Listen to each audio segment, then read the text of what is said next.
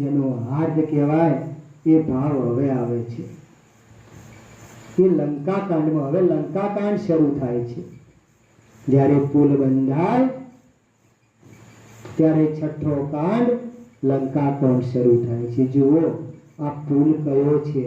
આ પુલ રામ નામ અને શિવ નામનો પુલ છે। એ પુલ આ જીરે બાંધવાનો છે।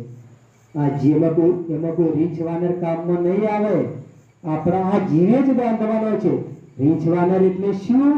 આપણા સગાવાલા, આપણા સગાવાલા કોઈ કામમાં એમાં રામ નામના પુલ બાંધવામાં નથી ભાઈ। કોઈ કામ તો જાતે જ બાંધવો પડશે।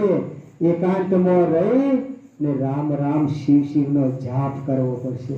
શ્રી કૃષ્ણ શરણમ મમનો જાપ કરવો પડશે।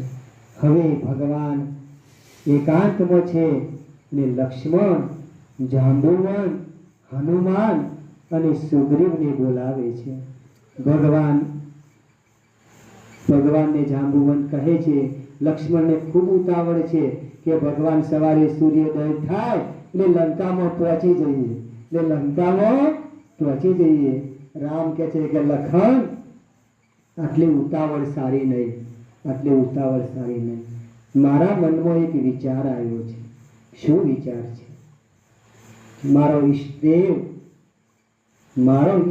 એમ બોલે છે ભગવાન રામ, મમ ઈષ્ટદેવ, મારો ઈષ્ટદેવ શંભુ, કૈલાસપતિ, કાશી વિશ્વનાથ, પશુપતિનાથ, મારો શંકર મને યાદ આવ્યો છે।